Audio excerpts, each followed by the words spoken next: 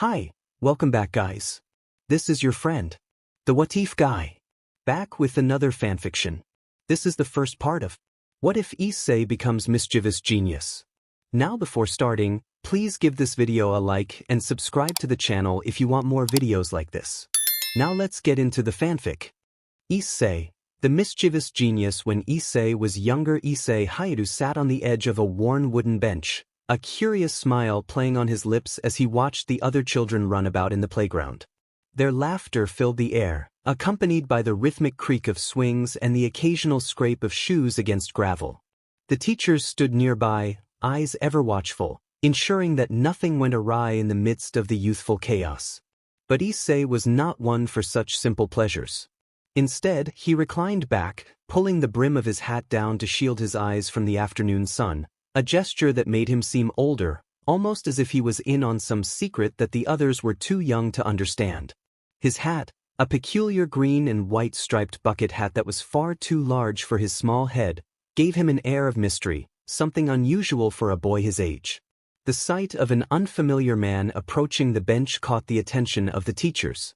Their eyes narrowed in suspicion, a silent, collective decision to intervene if the need arose.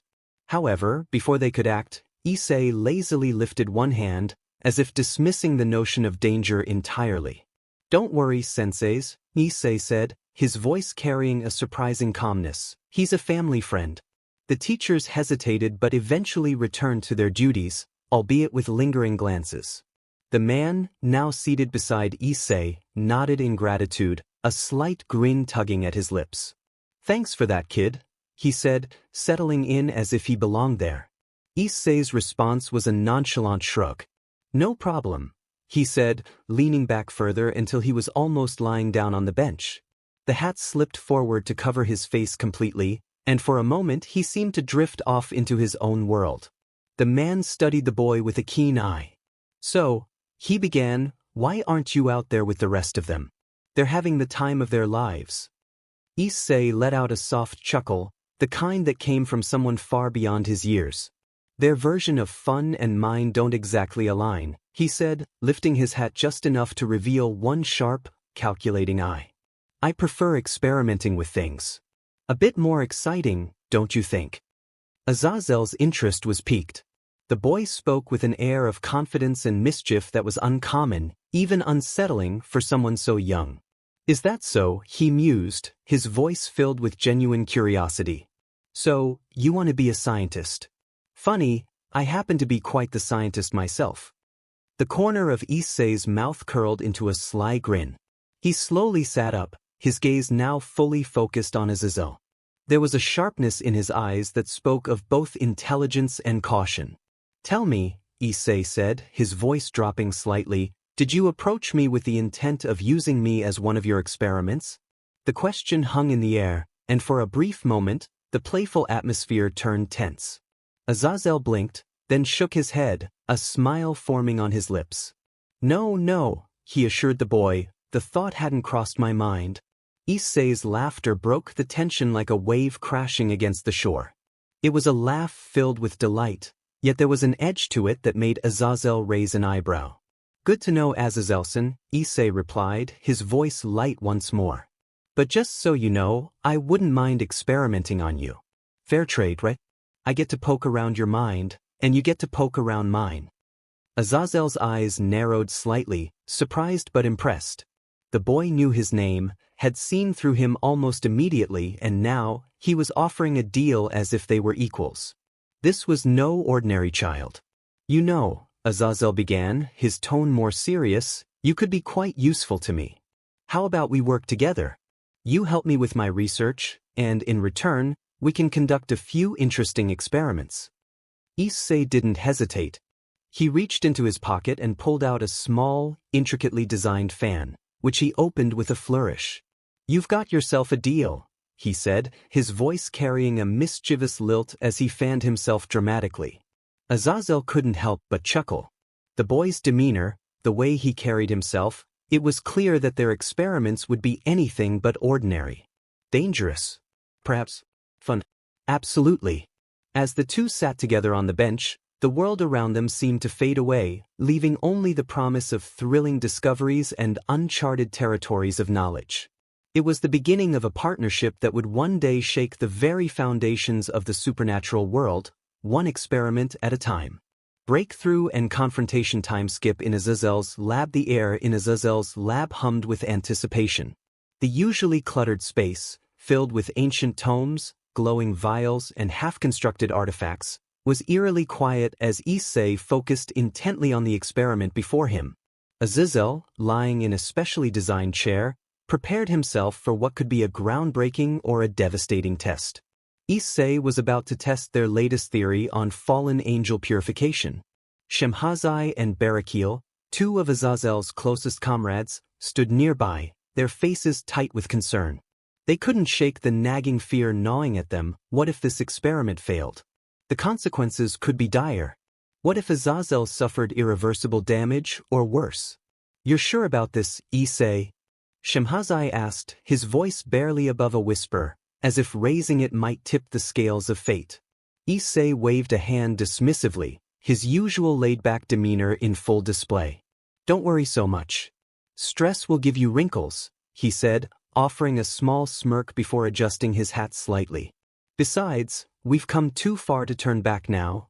Before anyone could respond, the lab door slid open with a soft hiss. Valley, the young and fierce White Dragon Emperor, strode in, his eyes immediately locking onto Issei. Valley, under the care of Azazel and Odin, had always been fascinated by Issei, though not for the same reasons others were. Where others saw a brilliant, albeit eccentric, young scientist, Valley saw a potential rival. I see you're playing doctor again, Issei, Valley remarked, his voice dripping with both curiosity and challenge. Why don't you put down the test tubes and finally face me? You know we're destined to fight. Issei didn't even glance up, instead adjusting a dial on the machine next to Azazel. Valley, as much as I appreciate your enthusiasm, I'm not interested in indulging your battle fantasies. Research is a far more productive use of my time. Azazel, lying still in the chair, managed a wry smile despite the tension in the room. Valley, we're a bit busy at the moment. Perhaps another time. His voice was calm, but it held an underlying command. Valley's eyes narrowed, but he relented. One day, you won't be able to avoid it, Issei. We will fight. With that, he turned and left, leaving a tense silence in his wake. Issei let out a small sigh of relief, thankful to have avoided yet another of Valley's challenges. Now, where were we, he mused, more to himself than anyone else, before proceeding with the experiment. The process began smoothly. Issei skillfully manipulated the divine energy coursing through the apparatus, guiding it toward Azazel's black wings. The room was filled with a soft glow as one of Azazel's wings began to shift in color, slowly turning pure white. Barakil and Shemhazai exchanged hopeful glances, their worry momentarily forgotten. Issei smirked, watching the transformation with satisfaction. Looks like our theory might actually work. But then, without warning, the divine energy went wild. The glow intensified, becoming blindingly bright as it surged out of control. Azazel's calm expression twisted into one of agony as he let out a pained scream, his body convulsing under the strain of the rogue energy. Shemhazai and Barakil moved to intervene, but Issei held up a hand, stopping them in their tracks. Stay back, he ordered, his voice uncharacteristically stern. Let him handle this. Azazel's body trembled as he struggled to contain the overwhelming power.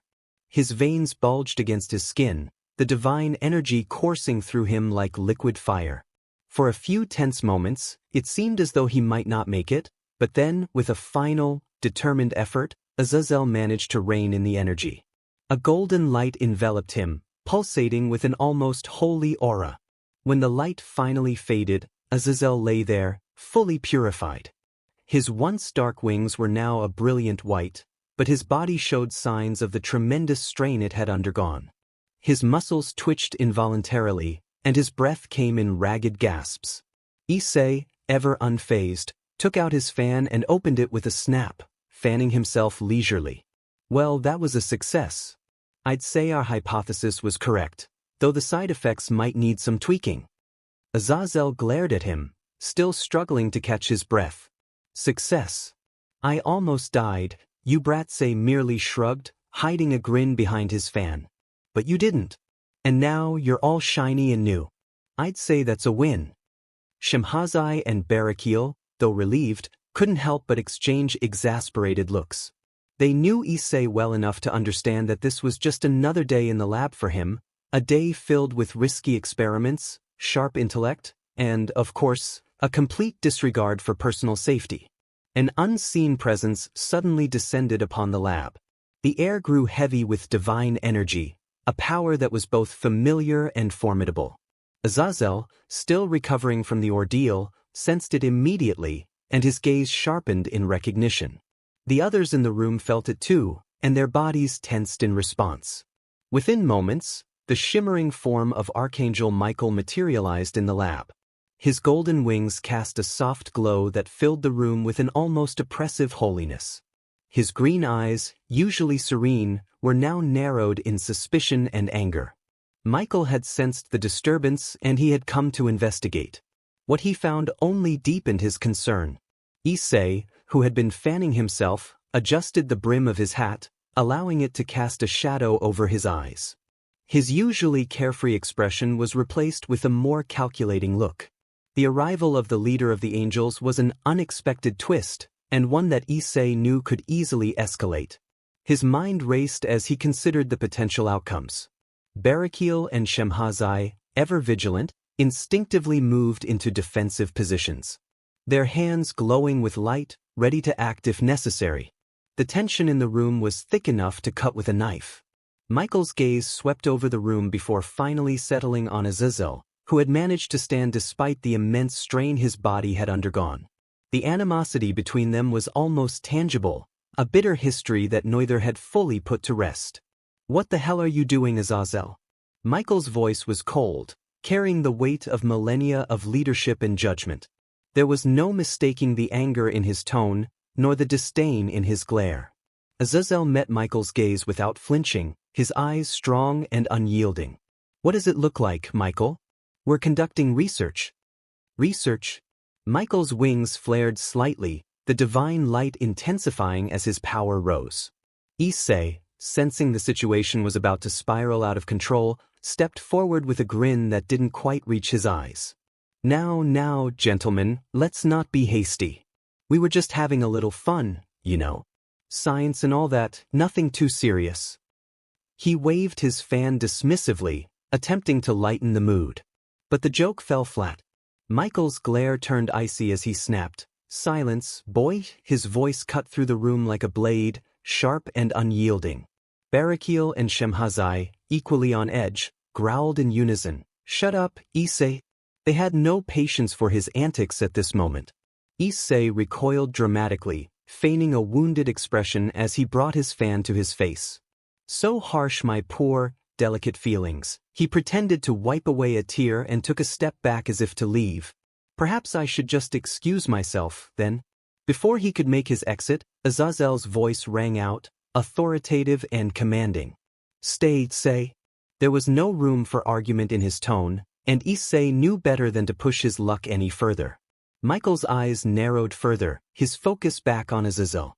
"What exactly were you doing, Azazel?" he demanded once more, though now his voice carried a dangerous edge, his magic beginning to flare. Azazel didn't hesitate, meeting Michael's intensity with his own. "We've been working on a theory," he explained, his tone matter-of-fact despite the tension. "A theory to purify fallen angels and restore them to their original state." The words hung in the air like a storm cloud, and Michael's reaction was immediate. His divine power surged, filling the lab with a crushing pressure.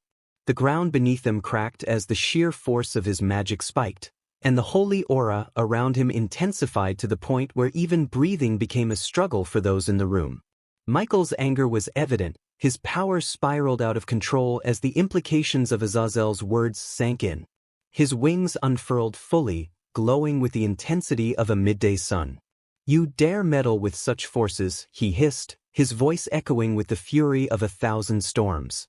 As the holy pressure emanating from Michael reached its peak, the atmosphere in Azazel's lab became almost unbearable. The raw divine energy radiating from the archangel was enough to make even the most seasoned warriors tremble. But not Issei. Instead of fear, a mischievous grin spread across his face. Beneath his usual laid-back demeanor, a devious plan was already forming in his mind. With a sly smile, Issei slowly removed his hat and held it in front of him. To the untrained eye, it appeared as though he was merely fidgeting, but those who knew him better, like Azazel, would recognize that something was brewing. Issei reached into the hat as though it were an endless inventory, his hand disappearing into its depths. He rummaged around for a moment before finally pulling out a small, unassuming button. Azazel, still locking glares with Michael, caught the movement out of the corner of his eye but chose not to react. He knew Issei well enough to understand that whatever he was planning, it would be nothing short of chaotic. Issei grinned, his fingers curling around the button. Without a word, he pressed it. In an instant, the air shimmered, and a rift tore open in the fabric of reality. The rift expanded into a swirling vortex, and from it, a familiar figure appeared. Valley emerged from the portal, his eyes wide with confusion. He had just been in Asgard. How did he ended up here? Issei's grin turned almost predatory as he waved the hat in front of Valley, treating the young white dragon emperor like a dog being summoned for playtime. Valley, my friend, I've got a special treat for you. Sikkim boy, he said with a playful tone, pointing directly at Michael. Valley's eyes narrowed in annoyance at being treated like a pet, but any irritation was quickly overshadowed by the sight of the archangel before him. Even at his young age, Valley could sense the overwhelming power radiating from Michael. A smirk slowly spread across his face as the thrill of a potential battle set his heart racing. TBC one shot, one seal, one pact. Michael, sensing the new presence, turned his gaze to the young dragon emperor. His eyes briefly registered surprise, but then returned to their previous intensity, dismissing Valley as no real threat. Azazel, are you so desperate that you're involving children in your foolish games? He asked, his voice dripping with contempt.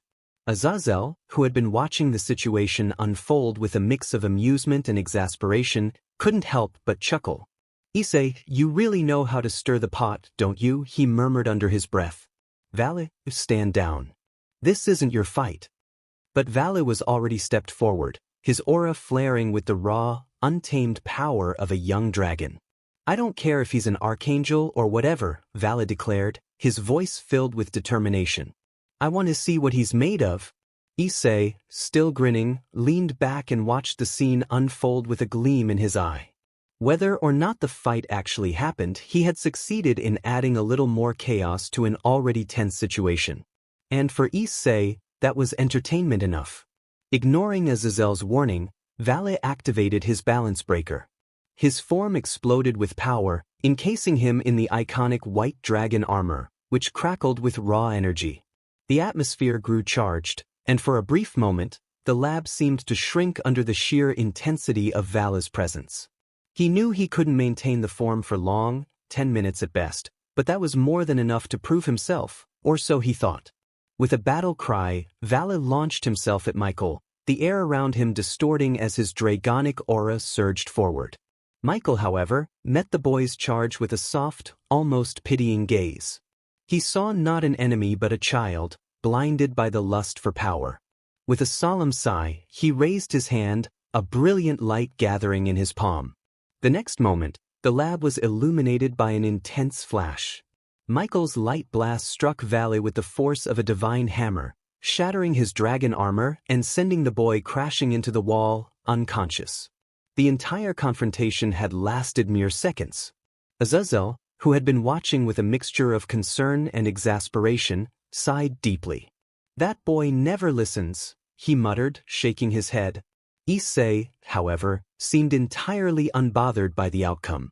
In fact, it was as if he had anticipated the one-sided defeat. With a nonchalant smirk, he revealed that he had been filming the entire exchange, holding up a small, high-tech recording device. Oh, Valley's never gonna live this one down, he chuckled to himself, already planning how he would use the footage to taunt the Lucifer later. Deep within Issei's mind, Draig's voice erupted with a booming laugh that echoed through their shared consciousness. Albion Draig's voice rang out in a gleeful, mocking tone. Looks like your little host just got sent straight to dreamland. Albion, what was that? 8 seconds. Maybe less. Hilarious, I hope you enjoyed the nap, because it looks like your boy did too. Issei could feel the amusement radiating from Draig, almost as if the dragon was shaking his head in disbelief. The mental image of Albion sulking in Vala's mind was too good to pass up. Tell me, old friend, Draig continued, his tone dripping with smugness, what happened to that mighty white dragon emperor? My partner here wouldn't get bodied like that, no sir. If it were us, we'd still be standing, maybe cracking a joke or two, while your boy's busy counting sheep. Issei couldn't help but grin as he mentally nudged Draig. You really laid it on thick there, didn't you? Draig chuckled, clearly enjoying the moment. Oh, Albion knows it's all in good fun. As Draig's laughter echoed through the telepathic link, there was a long pause, the silence thick with tension. Then, Albion's voice cut through, icy and sharp. Draig, you overgrown lizard, Albion hissed, clearly annoyed but trying to maintain his usual calm. One lucky shot doesn't make your host superior. Valley is a warrior, not a researcher who hides behind gadgets and experiments. The irritation in Albion's voice was apparent, and Issei could practically feel the white dragon emperor bristling on the other end. Your host may be clever, Draig, but brains alone won't win battles.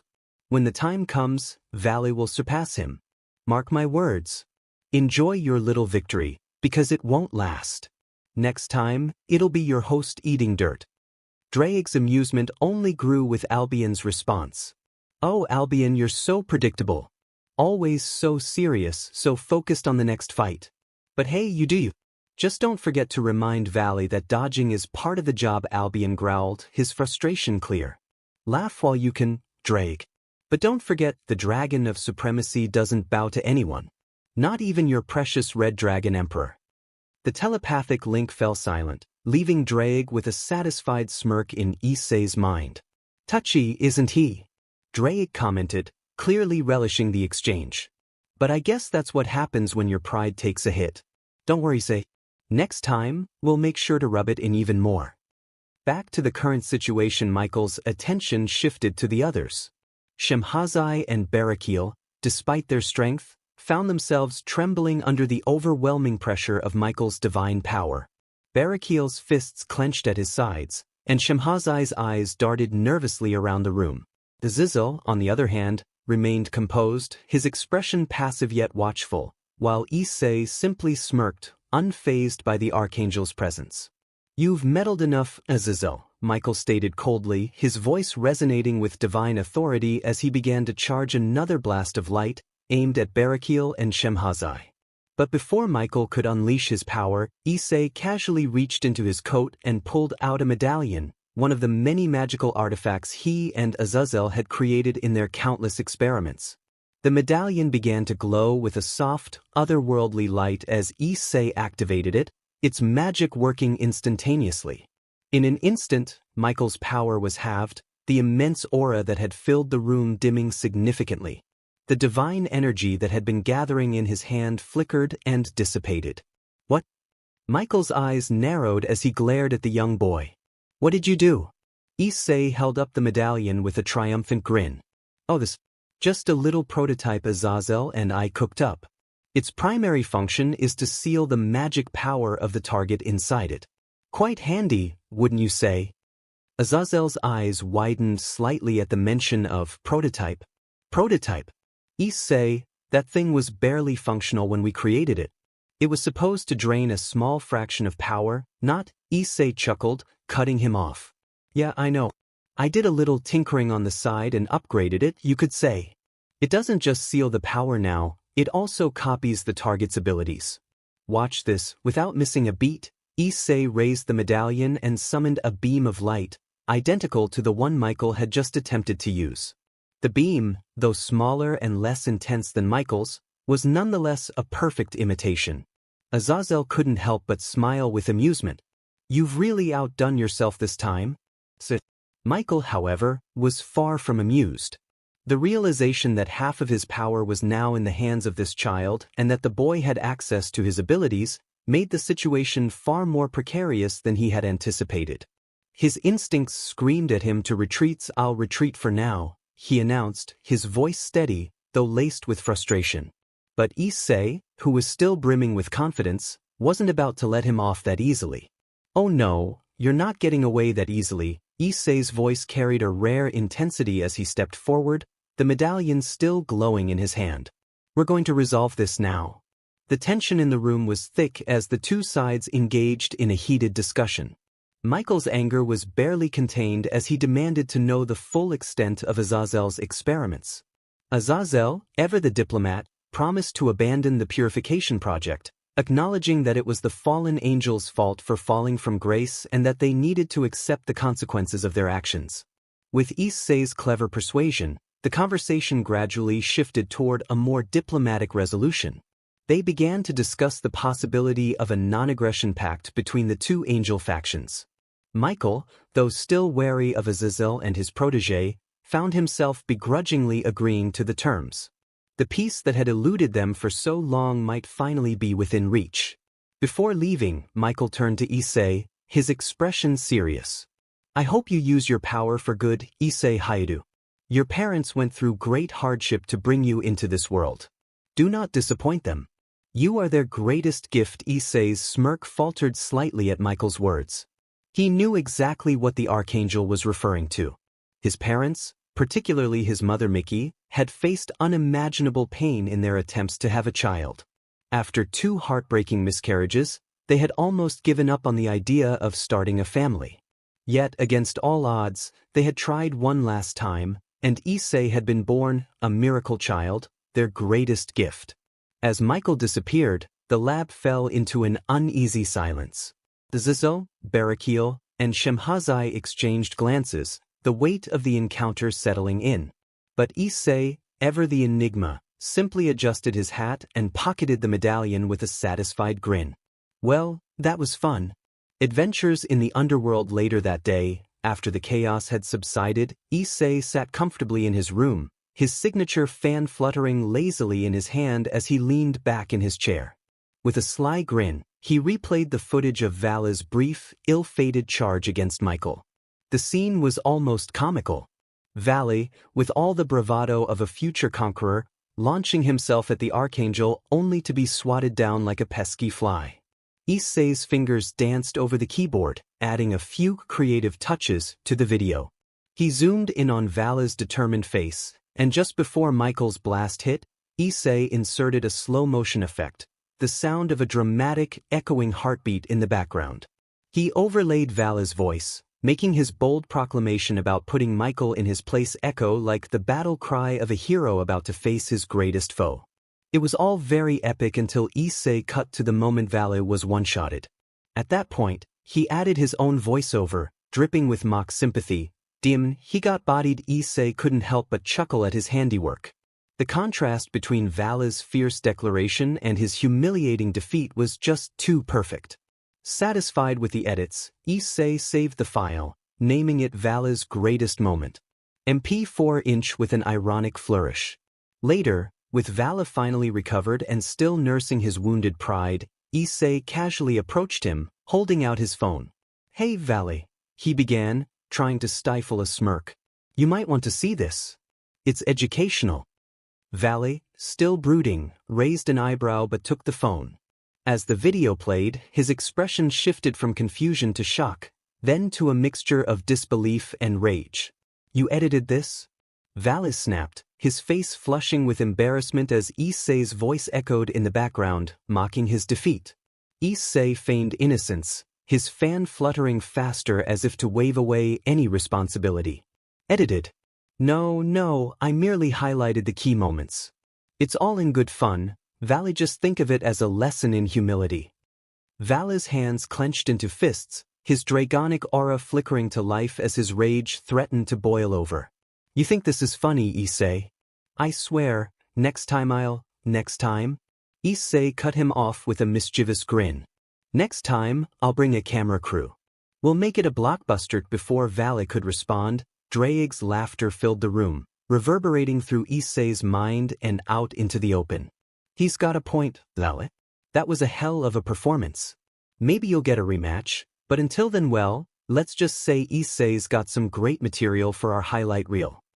Vala's glare could have melted steel, but Issei just waved his fan dismissively, unfazed. Come on, lighten up. Besides, if you ever do manage to put Michael in his place, I promise to give it the full Hollywood treatment. Vale, fuming but knowing there was little he could do now, gritted his teeth and shoved the phone back at Issei. This isn't over, Issei. Next time, I'll be the one making the video. And trust me, you won't like how it ends. Issei simply smiled, pocketing his phone. I'll be waiting. Few weeks later, the crisp mountain air filled Issei's lungs as he and Azazel made their way up the winding path to Dragon Mountain. The craggy peaks loomed above them, shrouded in mist, and the distant roars of dragons echoed through the valleys, reminding them of the ancient power that resided here. This was no ordinary mountain. It was connected to the territory of the Gremry clan, entrusted to the Dragon King Tanin, who ruled over the many dragons that had once roamed the human world. The very air hummed with the weight of ancient magic, and Issei's eyes gleamed with anticipation under the brim of his hat. Azazel's mind was fixated on his goal. He sought to form a contract with one of the 5 dragon kings, Fafnir. The purpose was clear. Fafnir was to be sealed in an immensely powerful sacred gear, one that Azazel and Issei had created together. The thought of securing such a mighty dragon's power filled Azazel with a thrill of anticipation, though his face remained composed as ever. Issei, on the other hand, had his own reasons for coming to Dragon Mountain, reasons that he kept to himself, his mind already ticking with the possibilities. As they approached the peak, the ground beneath them rumbled slightly, a deep, resonant growl emanating from within the mountain. Suddenly, a massive, golden figure emerged from the mist. Fafnir, the legendary Dragon King, stood before them. The dragon's towering form, more than 10 meters tall, gleamed like polished gold in the sunlight. Unlike most Western dragons, Fafnir lacked wings, but his sheer size and presence more than compensated for it. A single horn protruded from the tip of his nose, glinting dangerously as he regarded the 2 visitors with keen, intelligent eyes. The very air seemed to crackle with energy as Fafnir lowered his head slightly, his gaze fixed on Issei. I sense an old presence within you. Fafnir's voice boomed in their minds, deep and resonant. Draig, is that you? Draig stirred within Issei, his voice rising to meet his old acquaintance. It's been a long time, Fafnir. Still holding your ground, I see. Fafnir let out a rumbling laugh that echoed through the mountains. I've kept myself busy. And what of this boy? Is he truly your host? Yes, Draig answered, his tone tinged with pride. Issei is unlike any host I've had before. He's sharp, resourceful, and unpredictable. Fafnir's eyes narrowed as he considered the proposal. I will accept your contract on one condition. Azazel's heart skipped a beat. He had expected a challenge. And what condition would that be? The air seemed to grow colder as Fafnir's massive form shifted slightly, his gaze never leaving Issei. I want to test this host of Draig's. If he fights me and survives, I will accept the contract. Azazel's heart sank. He knew Issei's distaste for combat, but Fafnir's challenge was non-negotiable. He turned to Issei, a pleading look in his eyes. Say, I need you to do this. Just this once. I'll owe you a favor, anything you want. Issei's expression remained neutral, though a spark of mischief danced in his eyes. He tilted his hat back slightly, his voice smooth and laid back as always. You know, Azazel, I'm really more of a lover than a fighter. But a favor, you say? Azazel felt a chill run down his spine as Issei's lips curled into an evil grin. He could only imagine the twisted experiments that might result from such a promise. Yes, a favor, Azazel repeated, his voice slightly trembling. Issei let out a slow, deliberate chuckle, his eyes narrowing as he relished the moment. Fine, fine. I'll fight your dragon, but remember, Azazel, you owe me big time. Azazel nodded, pale and apprehensive, already regretting the favor he had just offered. As Issei turned to face Fafnir, the mountain air grew heavy with anticipation. Before the fight began, Issei casually tossed a small camera to Azazel, who caught it with a raised eyebrow. Make sure you get my good side, Issei said with a smirk. I'm about to show Valley how it's done. And let Albion know, I'm more versatile than he thinks. Azazel chuckled, turning the camera on and pointing it toward the battlefield. Break a leg, kid. Without warning, Fafnir lunged forward, his enormous body moving with surprising speed. The ground shook beneath his weight, cracks spiderwebbing out from where his claws dug into the earth. His maw opened wide, revealing rows of razor-sharp teeth as he aimed to engulf Issei in a single, devastating bite. But Issei was no ordinary opponent. As Fafnir closed in, Issei's eyes gleamed with excitement. He sidestepped with a burst of speed, the air around him distorting as he activated his Shurkai.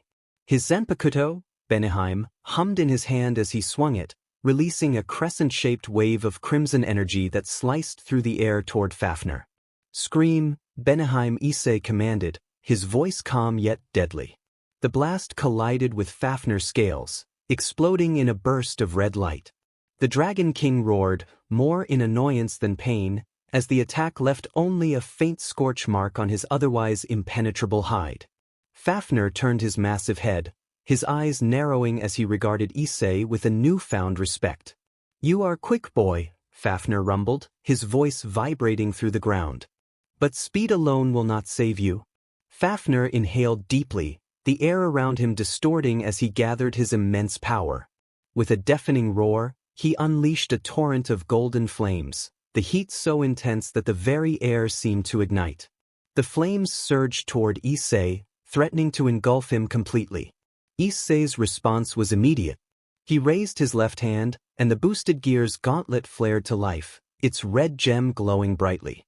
Boost, the word echoed through the mountains as Issei channeled his power into a protective barrier, the flames crashing against it with a force that made the earth tremble.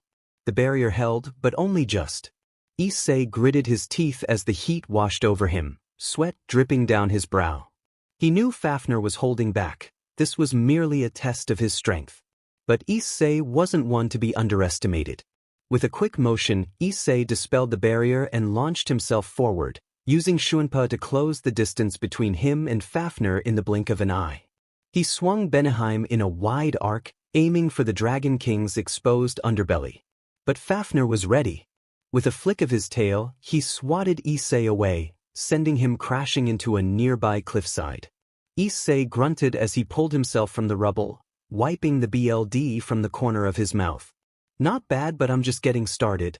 Issei's eyes narrowed as he focused on Fafnir, his hand tightening around Beneheim's hilt. He knew he had to step up his game if he wanted to impress the Dragon King. With a deep breath, Issei allowed his power to surge through him, the ground around him cracking from the sheer pressure of his power. Fafnir watched as Issei's aura flared, his interest peaked. The boy's energy was potent, far beyond that of a typical human. It was clear that Draig's host was not to be taken lightly. Issei raised Beneheim above his head, the blade glowing with an intense crimson light. Kamisori, Beneheim, he shouted, bringing the sword down in a swift motion. A blinding beam of energy shot forward, slicing through the air. The attack was so fast and powerful that it seemed to tear reality itself as it hurtled toward Fafnir. Fafnir's eyes widened, and he quickly brought up his massive claws to block the attack. The beam collided with his scales, sending a shockwave through the mountain. For a moment, it seemed as though Issei's attack might break through, but Fafnir's scales held firm, though they were left glowing hot from the impact. With a growl, Fafnir retaliated, swiping his claws at Issei with enough force to rend the earth apart. Issei dodged, using Shunpa to appear behind the Dragon King, but Fafnir was prepared. He whipped around, his tail coming at Issei like a battering ram.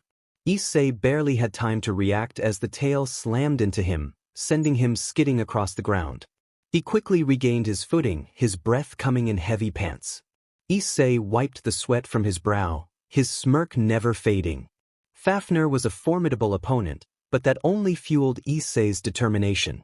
He focused his energy, the boosted gear on his arm pulsing with power. Boost, the gauntlet responded to his call, quadrupling his power.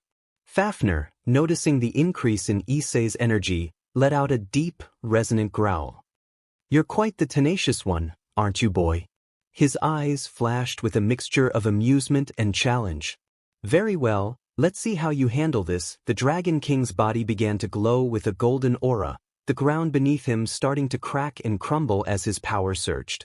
Fafnir reared back, his massive form towering over the landscape, before slamming both of his forelimbs into the ground.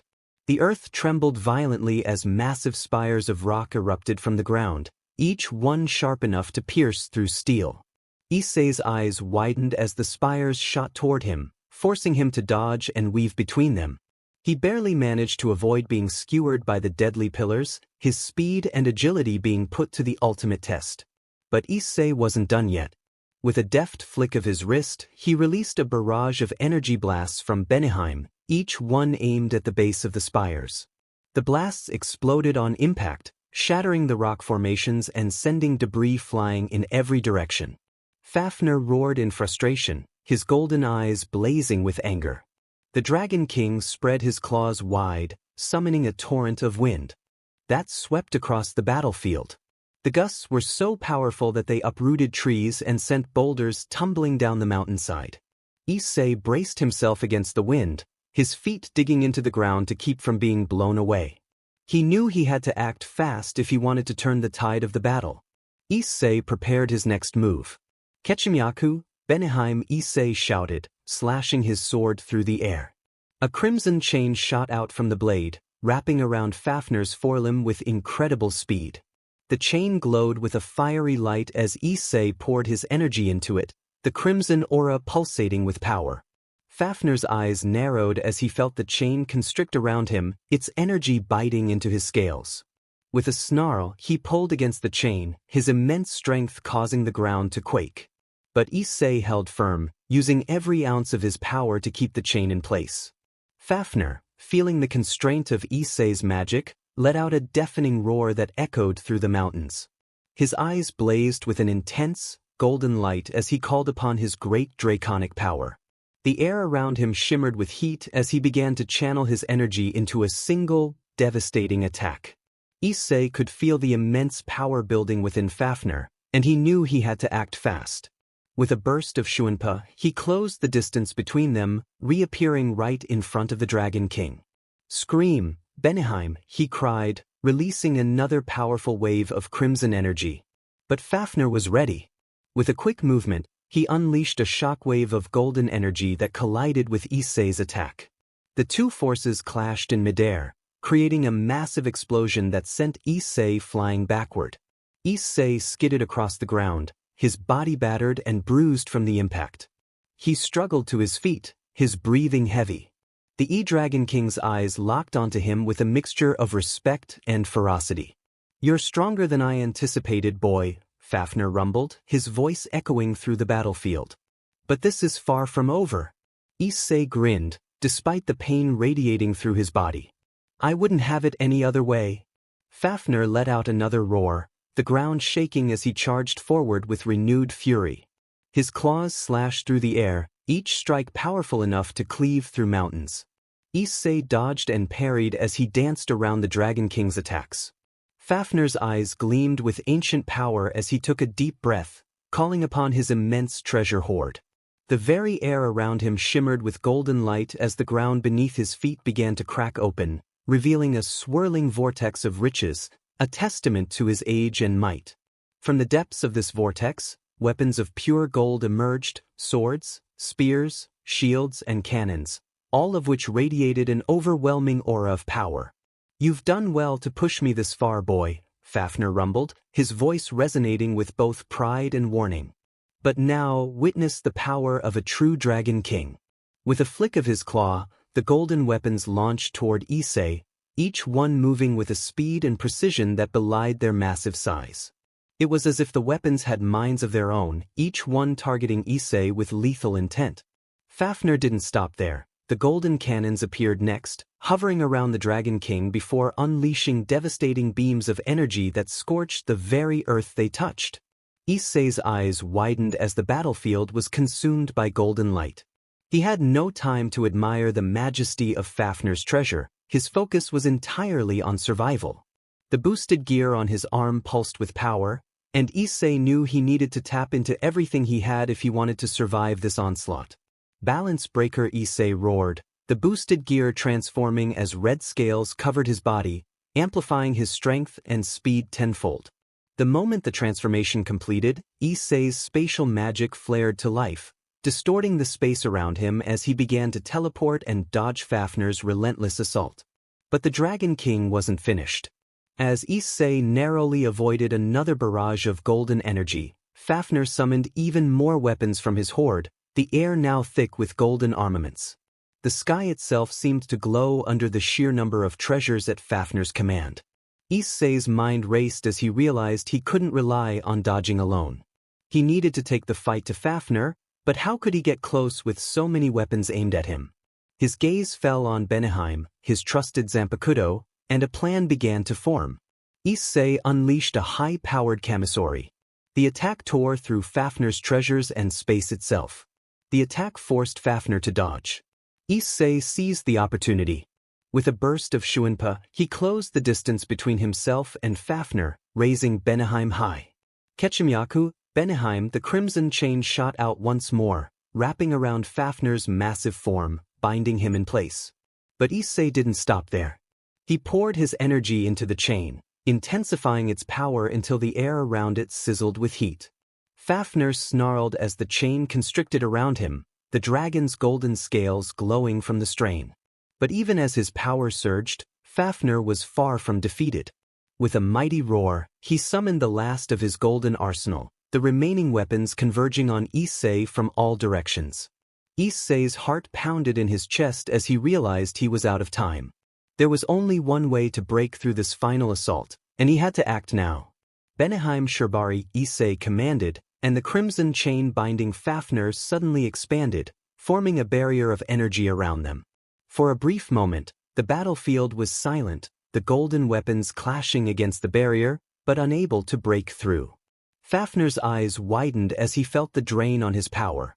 This boy, he wasn't just strong, he was a genius in battle, using every ounce of his energy and intelligence to counter the Dragon King's might. Outrage, Fafnir growled, his voice filled with power. His body began to glow with an intense light as he entered his outrage mode, wings sprouting from his back and his power skyrocketing. His golden scales became even more radiant, and his aura grew to encompass the entire mountain, the sheer force of it pushing Issei back. Issei's eyes widened as he felt Fafnir's power increase exponentially. He knew he was facing a Dragon King at his peak. If that's how it's going to be, Issei began, but his words were cut off by a voice that seemed to echo from the depths of the earth itself. Drag, you bitch, I'm going to kill you. The voice was filled with such fury and power that it made the air vibrate, and even Fafnir, in his outrage mode, paused, his eyes widening in shock. Tiamat? Drag's voice echoed in Issei's mind, panic clear in the usually confident dragon's tone. Before Issei could process what was happening, a figure descended from the sky, landing with a grace that belied the raw power radiating from her. She was a vision of celestial beauty, pale blue hair cascading down her back, eyes like deep sapphires that held both wisdom and wrath, and a presence that made even the earth itself bow in espinking. This was Tiamat, the Chaos Karma Dragon, and the strongest of the 5 Dragon Kings. Fafnir, for all his might and fury, wisely decided that this battle was no longer his to fight. With a final glance at Issei, the Dragon King turned to Azazel. I accept the contract, Azazel, Fafnir said, his voice still tinged with the power of his outrage mode, but now carrying a note of caution. Knew better than to challenge Tiamat when she was in this state. Azazel smirked, his eyes gleaming with satisfaction even as the atmosphere grew more dangerous. Excellent. Let's finalize the pact, shall we? With that, Azazel and Fafnir disappeared. After Azazel and Fafnir departed, an oppressive silence settled over the area, broken only by the crackle of lingering energy in the air. Issei stood tensely as Tiamat's piercing gaze bore into him, her fury apparent. Drag apologized to Tiamat for losing her treasure. But the apology was futile. Tiamat's wrath wasn't something easily placated, especially not by mere words. She fixed Issei with a cold, unforgiving stare. Drag, your apologies are as worthless as ever, she hissed, her voice laced with venom. And her eyes narrowed as she shifted her focus to Issei, her aura growing even more menacing. You're just as guilty by association. Issei chuckled lightly, almost mockingly, at her hostility. But before he could react further, Tiamat vanished from her spot, reappearing before him in an instant. Her fist connected with his chest, and the force of the blow shattered his dragon armor like glass. Issei was sent crashing to the ground, blood spurting from his mouth as he struggled to breathe. "Screw you, Drake," Issei gasped out, wincing in pain as he lay sprawled on the ground. "I'm sorry for putting you in this situation, Drake." But Tiamat wasn't done. She appeared near Issei and raised her foot, intent on finishing Issei off with a crushing stomp. However, as her foot came down, it triggered the trap Issei had set after her punch. The ground beneath them glowed with a complex magic circle, binding Tiamat's movements and halting her in her tracks. Tiamat's eyes widened in surprise, and her aura flared dangerously as she tried to break free. But Issei had anticipated this, and with a quick motion he activated the medallion. The medallion glowed ominously as it drained and sealed away 2/3 of Tiamat's immense power. Even with her power restricted, Tiamat's sheer will was formidable. She unleashed a pulse of her remaining aura, shattering the magic circle and freeing herself. Her glare was deadly as she locked eyes with Issei, who was now standing with a menacing smile on his face. "Time for payback," Issei declared, his voice cold and steady. "Bankai, Kanenbaraki Beneheim Eratame." Tiamat's eyes widened in shock as Issei's Bankai manifested behind him. The entire area fell under the influence of Issei's Bankai, its power warping reality itself. Tiamat roared in fury, unleashing a torrent of flames at Issei. But the flames split harmlessly around him, diverted by the effect of his Bankai. Issei smirked. "You're stronger, Tiamat, no doubt. But don't underestimate me." Tiamat, enraged, blitzed toward Issei at incredible speed, but her momentum was abruptly halted as Kanenbaraki Beneheim Eratame's power came into play. In an instant, Tiamat's legs were severed from her body, the Dragon King's form being methodically split apart until only her upper body remained. Breathing heavily, Tiamat glared up at Issei with a mixture of shock and anger as he approached her, his expression calm yet intense. "Relax," Issei said coolly, "I'm not going to kill you." He crouched down beside her. "I'm willing to make amends. I'll give you treasure, rare magical items, anything to make up for what Drake did to you." Tiamat's eyes flickered with reluctance before she begrudgingly nodded. "Fine," she muttered. "But this doesn't mean I forgive you, or Drake." Issei smiled and released his Bankai. As the effects of his power faded, Tiamat's body was restored, her form returning to its full, unscathed state. But the toll on Issei was great.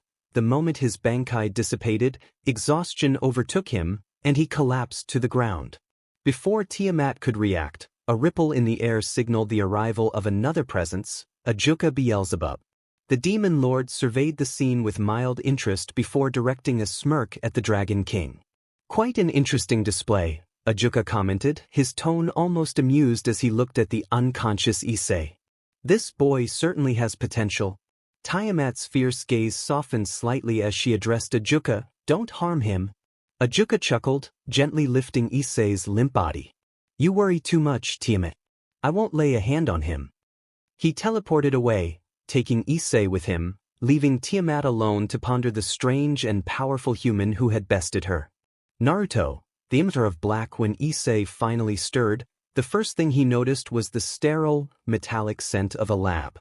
Blinking groggily, he slowly sat up, taking in his surroundings. Sleek consoles, glowing with arcane symbols and equations, lined the walls. Strange devices and vials of unknown substances were meticulously arranged on polished tables. It didn't take long for Issei to realize where he was, or rather, whose domain he was in. Standing nearby was Ajuka Beelzebub, one of the 4 great Satans, casually observing Issei with an analytical, yet warm gaze. His presence was unmistakable, especially after all the stories and descriptions Issei had heard from Azazel. "Ah, you're awake," Ajuka greeted with a smile that was both welcoming and subtly calculating. Issei met his gaze, stretching his sore muscles slightly before speaking. Well, if it isn't the great Lord Beelzebub, he said, his tone light, but with a hint of caution. What would someone like you want with little old me? Ajuka chuckled softly at Issei's quip, appreciating the boy's bravado despite the circumstances. I'm interested in you, Issei, he began, his voice smooth and even. Your abilities, your mind, the potential you've shown, not just as the Red Dragon Emperor, but as someone who could change the world. I find it intriguing. Issei's eyes narrowed slightly as he studied Ajuka. The man was famous not just for his power, but for his intelligence, his endless curiosity, and his willingness to explore uncharted territories, both scientific and magical. But despite his fame, Ajuka seemed relaxed, almost casual, as if this conversation was simply between two like-minded individuals. And what exactly interests you? Issei asked, leaning back slightly. I'm just a guy with a boosted gear who happened to catch the wrong end of Tiamat's wrath. Ajuka's smile widened just a fraction. You're far more than that, he replied, a gleam of interest in his eyes. Your actions, your ideas, especially the way you handled Tiamat. That wasn't just luck or brute strength. It was strategy, clever use of magic, and an understanding of your opponent that few your age possess. You're a thinker, Issei, and that's what makes you fascinating. The two continued talking, their conversation flowing naturally as they discussed a range of topics, from the complexities of sacred gear mechanics to the potential of merging modern science with ancient magic. Ajuka found it refreshing to converse with someone who could keep up with his thoughts, who understood the nuance and depth of his theories. Issei, for his part, was surprised by how easily he connected with Ajuka. Ajuka paused for a moment, his gaze flicking to one of the monitors displaying a stream of data. You know, he began thoughtfully, there are few people in this world I can talk to like this. Most either don't understand the intricacies, or they're too rigid in their thinking. But you, Issei, you're different. You're adaptable, open-minded. I believe we could achieve great things together. Smirked. Is that a job offer?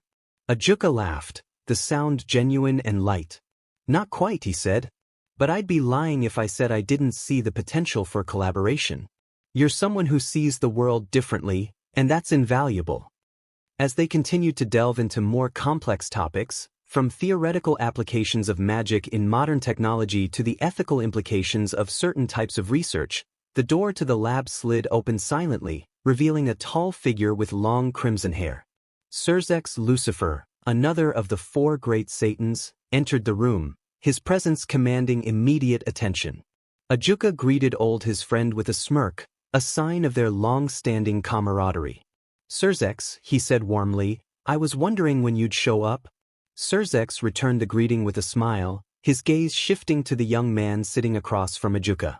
And who might this be, he asked, his tone curious but friendly. Ajuka gestured toward Issei. This, he said with a hint of pride, is Issei Hayaru, the current Red Dragon Emperor. Surzex raised an eyebrow, clearly intrigued. The Red Dragon Emperor. Here in your lab, Ajuka? Are you recruiting him for something? Ajuka shook his head, a playful glint in his eyes. No, not exactly. I've offered him a place in my peerage before, but he refused.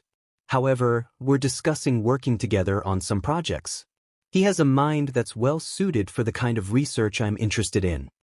Issei chuckled softly, catching Surzek's attention. I'm quite the scientist myself, you know, he said, his tone carrying a mix of humility and pride.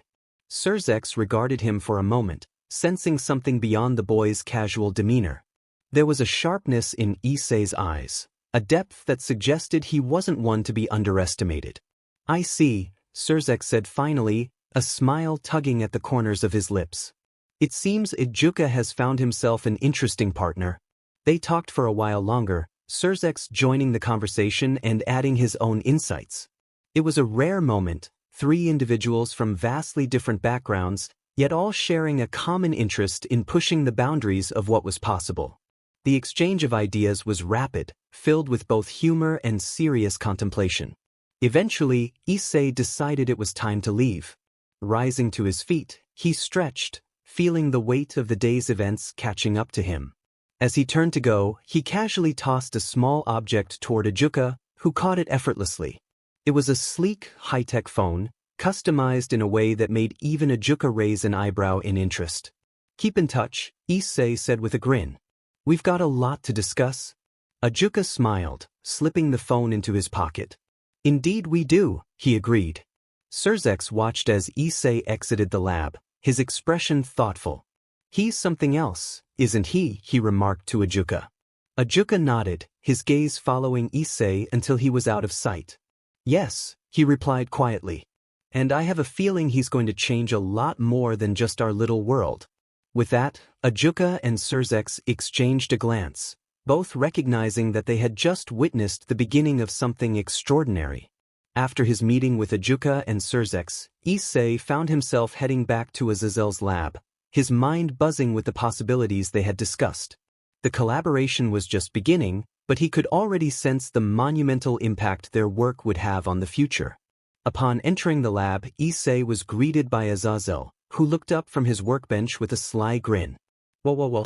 Looks like the kid came back in one piece," Azazel teased, leaning back in his chair and crossing his arms. "I take it you survived your little playdate with Tiamat?" Before Azazel could react, Issei propelled himself forward, delivering a devastating dropkick to his face with both legs. Azazel staggered backward, crashing into a pile of books and metal scraps. "Some help would have been nice, you lazy bee," Issei grumbled as he landed gracefully, shaking off the dust from his clothes. Azazel rubbed his bruised face, trying not to laugh. "Heh, looks like I hit a nerve." Azazel rubbed his jaw, sitting back up and laughing as a golden glow shimmered on his hand. The light pulsed faintly, indicating the presence of Fafnir, who now resided within Azazel's sacred gear. "I must admit, I didn't expect to see you return," Fafnir's deep voice echoed from the glow. "Tiamat is far stronger than me, and after our little tussle, I assumed you'd be thoroughly exhausted." Issei rolled his eyes, his expression shifting to one of dry amusement. "You're really underestimating me here, aren't you? Not only did I survive, but I had a little chat with Tiamat." Just then, Valle entered the lab. He had just returned from Asgard, and his eyes immediately went to the sacred gear on Azazel's hand. Albion, sensing Fafnir's presence, stirred within Valle. "Fafnir," Albion rumbled. "I see you've chosen to reside in a sacred gear now. What made you take that route?" Fafnir chuckled, a sound both amused and dismissive. "Curiosity," mostly Issei smirked, the moment of tension broken by his amusement. He turned to Azazel, extending a hand. "Hand it over." Azazel raised a brow. "What? The camera? You know, the one you filmed the fight with." Issei's smirk deepened. "Time to show Valle how it's done." With a chuckle, Azazel tossed him the camera. Issei caught it deftly and brought up the footage. Valle leaned in, watching the screen as images of Issei's battle with Fafnir played out. "You fought one of the 5 Dragon Kings?" Valle's disbelief was evident, his eyes wide as the footage rolled on. His gaze shifted to Azazel, and for once, there was a hint of a pout in the White Dragon Emperor's voice. "Why didn't you take me along?" Issei chuckled darkly, leaning back with a smirk. "Oh, come on, Valle. We wouldn't want you getting bodied again, like that time with Michael, right?" His tone was dripping with mockery, the jab too sweet to resist. Valle's eyes narrowed dangerously, his lips curving into a thin line. "I'll make you eat those words, Issei." But Issei wasn't done. He leaned in slightly, his smirk turning even more wicked. "I didn't just fight Fafnir, you know. I went toe-to-toe with Tiamat and lived to tell the tale." He let that sink in before adding, "And in case you're wondering, yeah, I defeated her." Azazel and Fafnir both went silent for a moment, eyes widening in shock. "You defeated Tiamat?" Azazel's voice was incredulous. Fafnir, for the first time, was speechless. The strongest of the Dragon Kings. And Issei had won. Issei grinned, enjoying their stunned reactions. "We came to a bit of an understanding afterward. Let's just say I'll be offering her some compensation for Draig's past screw-ups. Treasure, magic items, the works." 2 days later, Issei and Azazel found themselves meeting with Ajuka. As the devil scientist and one of the 4 great Satans arrived, both Ajuka and Azazel shared looks of mutual surprise. "Well, isn't this a surprise?" Ajuka remarked, glancing between Issei and Azazel. I didn't expect the two of you to be working together. Azazel raised an eyebrow. That's funny. I was just about to say the same thing about you. Meeting with one of the four great Satans was not on my to-do list today. Before the tension in the air could escalate, Issei stepped forward, clapping his hands together. All right, you two. Let's break the ice here. We're all going to be working together from now on, so let's not act like strangers. Ajuka's gaze softened as he regarded Issei. Bold words for someone so young. Azazel, meanwhile, chuckled. He's got a point, though. Might as well skip the formalities. We're going to be knee-deep in research soon enough. The trio exchanged glances before finally settling into the conversation. What began as a cautious meeting quickly evolved into a full-blown brainstorming session. Ajuka and Azazel, two of the greatest minds of their generation, bouncing ideas off each other while Issei contributed with his own insights. The three of them began discussing cutting-edge technology, cures for diseases thought to be incurable, how to improve rating games, and creating VR games. Meanwhile, in his private time, Issei was busy working on his own side projects, countermeasures for the various supernatural races, plagues and diseases that could bring entire factions to their knees if need be. His mind was a web of intrigue and invention, constantly spinning new ideas that could change the world for better or worse. Over time, Issei became closer to both Ajuka and Surzex. With Azazel, they discussed a potential peace treaty between the factions, though they knew all too well that not everyone would support it. Issei's extracurricular activities had taken a darker turn. He had begun hunting stray devils, not for sport, but for experimentation. Each stray he captured was another piece of his intricate puzzle, their abilities and physiology dissected and repurposed for his personal research. One day, Issei tracked a particularly notorious stray devil, Kuroka. He had tracked her down with the full intent of capturing her for his experiments. The air around them crackled with tension, but there was also a strange familiarity in the way they regarded each other. Well, if it isn't the famous stray devil Kuroka. Fancy meeting you here, Issei said, tipping his hat slightly, his voice dripping with sarcasm. Kuroka crossed her arms, smirking back. Cut the act, Kisuk, she said pointedly, recognizing his attire and demeanor. Issei chuckled, adjusting his hat. Call me by my current name now, will you? It's Issei.